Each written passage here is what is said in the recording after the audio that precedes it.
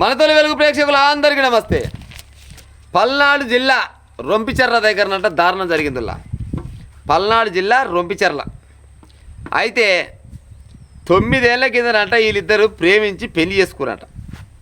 9 ఏళ్ల కింద ప్రేమించి పెళ్లి చేసుకుంటే ఇక ఆడంగీడంగా చిన్నగా కాపురం చేస్తూనే ఉన్నారు. ఇద్దరు పిల్లలు కన్నారట, ఒక అమ్మాయి ఒక అబ్బాయి.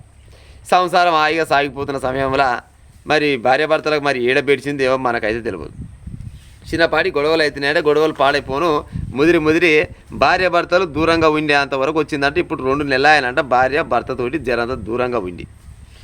అయితే ఈ దూరంగా ఉంటే భర్తకు కోపం ఎక్కువ అవుతా ఉందట. ఇక ఎవరికైనా ఉంటుంది కదా పాడై. అయితే చిన్నగా ప్లాన్ వేసిండట, ఎట్నన్నా నా భార్యను తీసుకురావాలి, దాన్ని చంపేయాలనుకొని బాగా ప్లాన్ వేసి చిన్న భార్య కంట ఫోన్ చేసిన. అంటే అలాగే ఫోన్లతో నడుస్తూనే ఉంది కానీ జర దగ్గర ఉండలేరు అంతే. అప్పుడో ఇప్పుడు ఫోన్ మాట్లాడుకుంటున్నాట అంతే.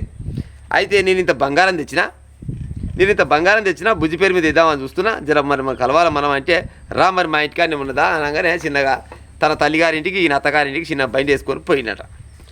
పోగానే చెంబులో నీళ్ళు ఇచ్చిందట, కడుక్కున్నాక చిన్నగా రా మరి బండి అనగానే చలికాలం పాడైపోను స్వెటర్ వేసుకొని చిన్నగా ఇక బండి వెనకంగా ఎక్కిందట. ఎక్కగానే ఆ ఊరి చివరికి పోగానే చిన్న మాట ఏం పెరిగిందో పాడైపోను చిన్నపాటిలో వెళ్ళి అయిందట. లొల్లి కాగానే స్వెటర్కి ఉంటుంది కదా, ఈ ఏమంటారు లేస్ అంటారా పగ్గాలు, ఈ స్వెటర్కున్న 2 తాళం తీసినట్టు అట్నే గొంతుకు ముడేసినట్ట, బిగ్గర విసికేసి పానం పోయినాక ఇచ్చిపెట్టలే. పానం పోయినాక ఆమె శవాన్ని తీసుకొని బైక్ మీద వేసుకొని చక్కగా పోలీస్ స్టేషన్కి పోయినట. పోలీస్ స్టేషన్కి పోయి పోలీసుల కాడికి పోయి చిన్న గారాన్ని కూర్చున్నట. ఏం సంగతి ఆలను కొడుతున్నామంటే ఇగో ఏమన్నా భార్య మరి ఇట్లా తీసుకొచ్చినామంటే నేను చంపేసినా ఏమైనా తీసుకొని వచ్చినా మీకు లొంగిపోదామని వచ్చినా లొంగిపోయినట.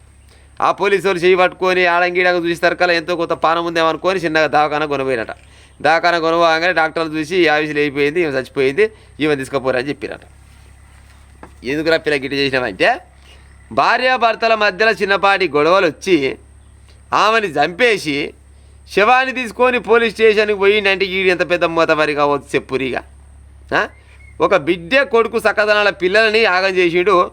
మరి ఏం అనుమానం ఉన్నదా లేకపోతే ఇంకేమైనా లావాదేవీల కాడు వచ్చిందా ఏడొచ్చిందా అనేది క్లియర్గా అయితే చెప్పలేదు. కానీ మొత్తాన్ని మాత్రం భార్య శవాన్ని తీసుకొని బైక్ మీద ఊరేగించుకుంటూ పోయి పోలీస్ స్టేషన్లో పోయి సరెండర్ అయిందంటే మరి ఈడు మనిషి అనాలన్నా ఇంటి సైకో అనాలన్నా ఏమనాలనేది ఇక మీరు కామెంట్ రూపకంగా చెప్పురి. పల్నాడు దగ్గర రొంపిచెర్ల జరిగిందంటే గీ ముచ్చట.